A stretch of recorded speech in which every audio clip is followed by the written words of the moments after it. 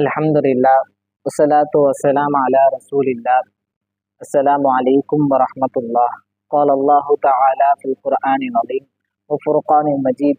Alam nashrah laka sadrak. Sadaqallahul alim wa sadaqa rasulun nabiyul karim. Wa nahnu ala dhalika minash shahidin wa shakirin. Alhamdulillahi rabbil alamin. Bismillahi tawakkaltu ala Allah la hawla wa la quwwata illa billah.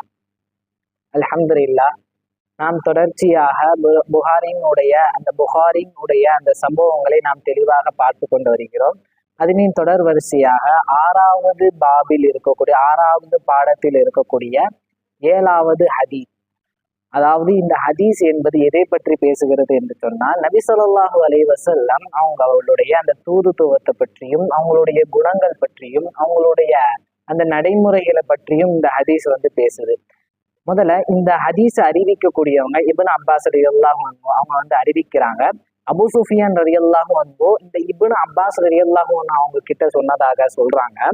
இந்த நாங்கள் Abu Sufiyan அவங்க என்ன பண்றாங்கன்னா, நாங்கள் ஒரு 30 பேர் கொண்ட இந்த குழுவினர்கள் சிரியாவுக்கு வியாபாரம் பார்ப்பதற்காக சென்றிருந்தோம் அப்படின்னு சொல்றாங்க.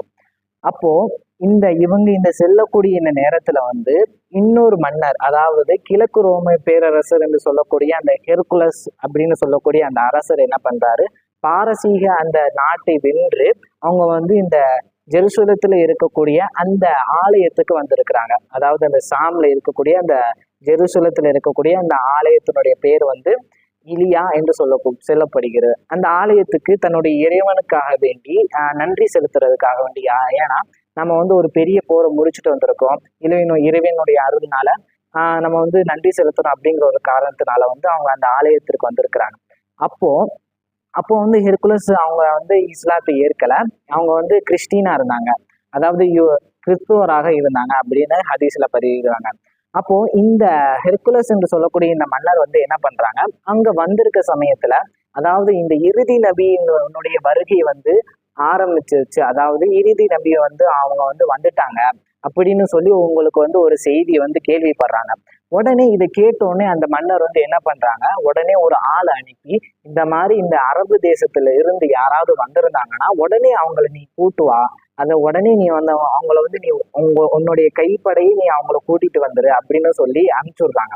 உடனே அந்த நபரும் போயிட்டு இந்த அபூ சுஃபியான் ரலியல்லாஹு அன்ஹு அவங்களையும் அந்த கூட இருந்த நபர்களையும் அழைச்சிட்டு வராங்க. அப்போ அபூ சுஃபியான் ரலியல்லாஹு அன்ஹு சொல்றாங்க, இந்த ஆலயத்தை சுற்றி நிறைய நபர்கள் நின்றாங்க, அப்போது மன்னர்களும் நின்றாங்க, எங்களை வரவேற்றாங்க அப்படின்னு சொல்லிட்டு அவங்க சொல்றாங்க. இந்த மன்னர் சொல்றாங்களா, நீங்க இங்க வந்தது சரியில்லை, என்னுடைய அரசவைக்கு வாங்க, என்னுடைய அரண்மனைக்கு வாங்க அப்படின்னு சொல்றாங்க. அதுக்கடுத்து அபூ சுஃபியான் ரலியல்லாஹு அன்ஹு அவங்களும் போறாங்க. போய் அவங்க அந்த சிம்மாசனத்துல உட்காடுறாங்க, அரசர் அவங்களுடைய சிம்மாசனத்துல உட்காருறாங்க. இவங்க கூட்டமா நிக்கிறாங்க. அப்போது அந்த அரசர் தன்னுடைய மொழிபெயர்ப்பாளர் கூப்பிடுறாங்க, அதாவது டிரான்ஸ்லேஷனர் அப்படின்னு சொல்லுவாங்க இல்லையா, அதாவது மொழியை மாற்றி கொடுக்கக்கூடியவங்க. அந்த காலத்துல நிறைய மன்னர்கள் நிறைய மொழிபெயர்ப்பாளர்கள் வச்சிருப்பாங்க. ஏன்னா அடுத்த நாட்டில இருந்து வரக்கூடிய கடிதமாக இருக்கட்டும், அதுவும் இல்லாம தூதுவாக இருக்கட்டும், அதை எல்லாத்தையும் மொழிபெயர்ப்பு செஞ்சாதான் இந்த மன்னர்களுக்கு புரியும். அதனின் காரணமாக எல்லா மன்னர்களும் அந்த காலத்துல மொழிபெயர்ப்பாளர் வச்சிருந்தாங்க. அப்போ இந்த மொழிபெயர்ப்பாளர்களை அழைச்சு அவங்ககிட்ட சொல்றாங்க, இந்த மாதிரி அந்த நபின்னு சொல்லக்கூடிய அந்த நபர்களுக்கு யாராவது நெருங்கிய நண்பர்கள் யாராவது, அதாவது உங்களுடைய உறவினராக இருக்கட்டும், நண்பராக இருக்கட்டும், இதே போன்ற அந்த நபர்கள் யாராவது இருக்கிறாங்க அப்படின்னு கேட்கும் பொழுது இந்த அபூ சுஃபியான் ரலியல்லாஹு அன்ஹு அவங்க போறாங்க. அபூ சுஃபியான் ரலியல்லாஹு அன்ஹு அவங்க இந்த சமயம் என்பது ஹுதைபியா உடன்படிக்கை, நம்மளுக்கு எல்லாருக்கும் தெரியும். அந்த ஹுதைபியா உடன்படிக்கைக்கு அடுத்துதான் இந்த சம்பவம் என்பது நடக்குது. அப்போ அபூ சுஃபியான் ரலியல்லாஹு அன்ஹு அவங்க எந்த விதத்துல சொந்தமாவாங்கன்னா, நபி ஸல்லல்லாஹு அலைஹி வஸல்லம் அவங்களுடைய 3வது பாட்டனார் அப்துல் மனாஃப்னு சொல்லக்கூடிய அந்த பாட்டனாரும் அபூ சுஃபியான் ரலியல்லாஹு அன்ஹு அவங்களுக்கும் சொந்தம், இந்த நபி ஸல்லல்லாஹு அலைஹி வஸல்லம் அவங்களுக்கும் சொந்தம். அதுவும் இல்லாம இந்த வியாபாரத்துல வந்த கூட்டத்திலே இந்த நபி ஸல்லல்லாஹு அலைஹி வஸல்லம் அவங்களுடைய கூட்டத்துல வந்தது அபூ சுஃபியான் ரலியல்லாஹு அன்ஹு அவங்க தான்.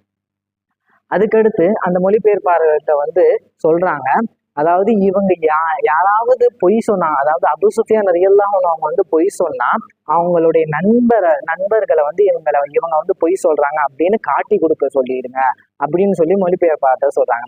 உடனே அவங்க சொல்லிடுறாங்க.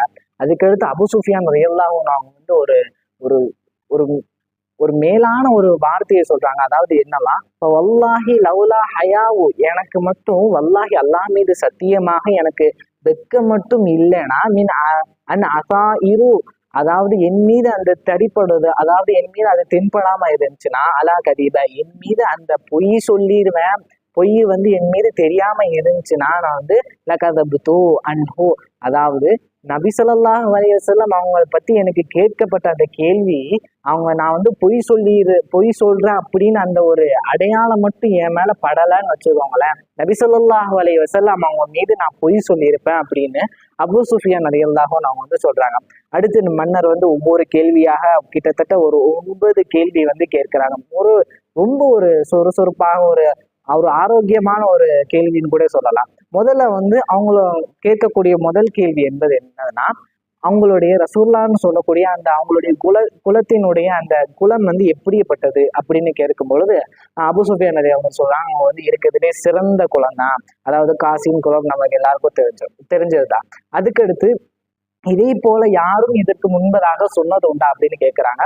அப்போ இதற்கு முன்பதாக யாரும் வந்து சொல்றதில்லை அப்படின்னு சொல்லிடுறாங்க. அதற்கடுத்து வந்து இவங்களை வந்து பின்பற்றுறவங்க வந்து பலவீனமானவங்களா இல்லது பலகீனமானவங்களா அப்படின்னு சொல்றாங்க. அதாவது பலமானவங்க இவங்களை பின்பற்றுறாங்களா இல்ல பலகீனமானவங்க பின்பற்றுறாங்களா அப்படின்னு கேட்கிறாங்க. அதுக்கடுத்து நபி ஸல்லல்லாஹு அவங்க அபூ சுஃபியான் ரலியல்லாஹு அன்ஹு வந்து சொல்றாங்க, நபி ஸல்லல்லாஹு அலைஹி வஸல்லம் அவங்களை பின்பற்றுறவங்க வந்து இருக்கிறதுலே பலகீனமானவங்க தான் அவங்களை வந்து பின்பற்றுறாங்க அப்படின்னு சொல்றாங்க. அதுக்கடுத்து அவங்களுக்கு, அதாவது சேர்ந்ததுக்கு அப்புறம் அவங்க வந்து அதிகரிக்கிறாங்களா, அதை மன்னர் கேட்கிறாங்க, அவங்க சேர்ந்ததுக்கு அப்புறம் அவங்க வந்து அதிகரிக்கிறாங்களா இல்ல குறைந்து கொண்டே போகிறாங்களா அப்படின்னு கேட்கிறாங்க. அப்போ பொழுது அபூ சுஃபியான் ரலியல்லாஹு அன்ஹு சொல்றாங்க, அவங்க வந்து அவங்க அதிகரிச்சுக்கிட்டே இருக்கிறாங்க, அவங்க வந்து சேர வந்து அவங்க அதிகரிச்சுக்கிட்டே தான் இருக்கிறாங்க அப்படின்னு சொல்றாங்க. அதுக்கடுத்து இணைந்த பின் யாராவது விலகி விட்டார்களா, அதாவது இந்த கொஸ்டின் வந்து ரொம்ப ஒரு உருக்கமான கொஸ்டின். ஏன்னா ஒரு உண்மையான மதம் என்பது அதனுடைய சேர்ந்ததுக்கு அப்புறம் அதனுடைய ஈர்ப்பு என்பது அந்த மனிதனை விட்டு போகவே போகாது. அதைத்தான் இந்த மன்னர் வந்து கேட்டுக்காங்க. அவங்க இணைந்த பின் யாராவது அவங்க விலகி சென்றடிக்கிறாங்களா அப்படின்னு கேட்கும் பொழுது இல்ல, அவங்களுக்கு இணைந்த பின் யாரும் வந்து பிரிந்து செல்லவே இல்லை அப்படின்னு சொல்றாங்க. அதுக்கடுத்து இவங்க வந்து இப்படி வாதிக்கிறாங்க இல்லையா, நான் தான் ரசூல், அல்லாஹ் தான் ஒருவன் தான் இறைவன் அப்படின்னு சொல்லி வாதிக்கிறாங்களே, இதற்கு முன்பதாக யாராவது இது இப்படி சொல்லியிருக்கிறாங்களா அப்படின்னு கேட்கும் பொழுது அவங்க சொல்றாங்க, இதற்கு முன்பதாக யாரும் சொன்னது இல்லை.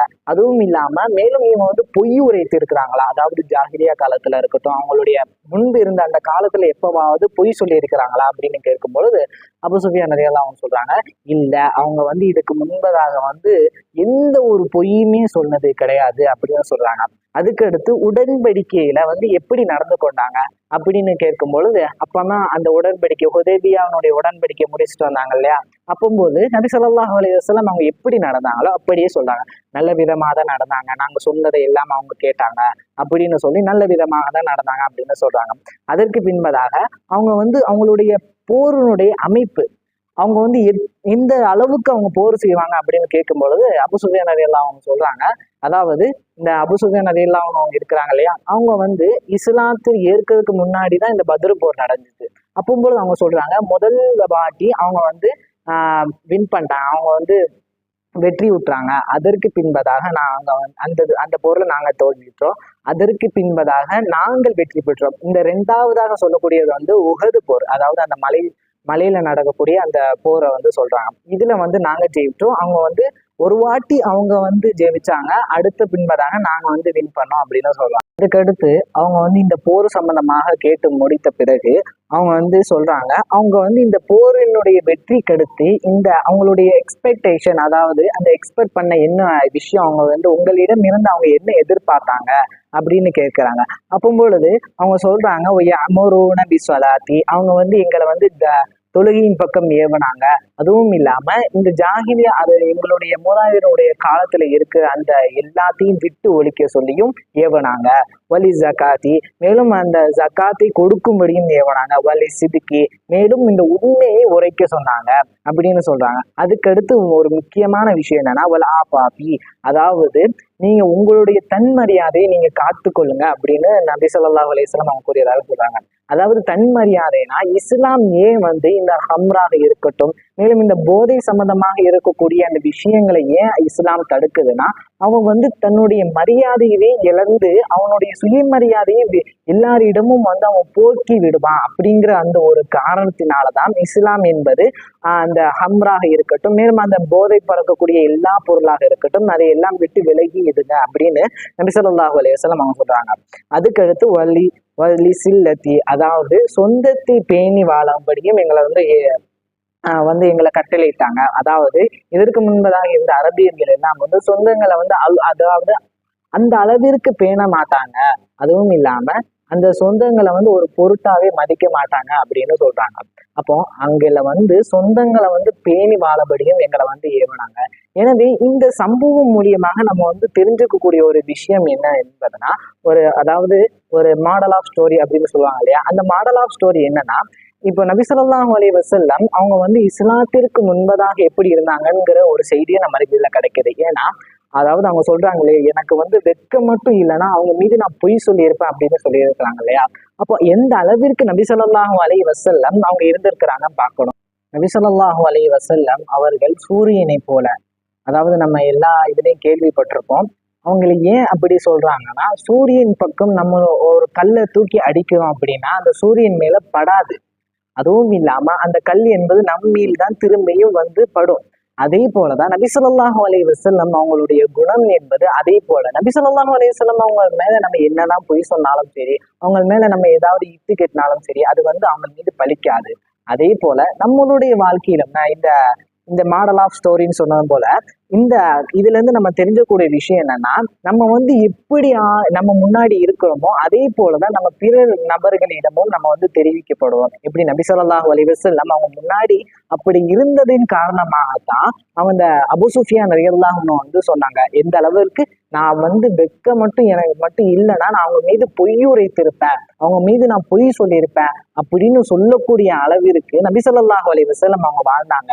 எனவே நாம் வாழக்கூடிய அந்த காலத்துல அடுத்த நபர்களாக இருக்கட்டும், நம் மறைமுகமாக இருக்கட்டும், எல்லா நபர்களிடமும் ஒரே மாதிரி நடக்கணும். அதுவும் இல்லாம அடுத்த நபர்கள் எப்படி இருக்கிறாங்க அதை நம்ம பார்க்க கூடாது. நம்மளுடைய வாழ்க்கையினுடைய நேர்மையை பத்தி நம்ம வாழ்ந்துகிட்டே இருந்தோம்னா, அப்போ நம்ம பின்வரக்கூடிய நபர்களும் நம்ம பற்றி நம்ம ஒழுங்காக, அதாவது உண்மையை பேசக்கூடிய நபர்களாக ஆவார்கள் என்பதில் சந்தேகமே இல்லை. எனவே அல்லாஹ் தஆலா உண்மை பேசக்கூடியவர்களாகவும், மேலும் தன் மரியாதையை காற்றுக் கொள்ளக்கூடியவராகவும், மேலும் சொந்தத்தை பேணக்கூடிய நபர்களாகவும், மேலும் தொழக்கூடிய நபர்களாகவும் அல்லாஹ் தஆலா எதையெல்லாம் சொல்லியிருக்கிறானோ அதையெல்லாம் செய்யக்கூடிய வாய்ப்பை வல்லோன் அல்லாஹ் உங்களுக்கும் எனக்கும் தௌஃபீக் செய்வானாக. வாஹு தவானா அல்ஹம்துலில்லாஹி ரப்பில் ஆலமீன்.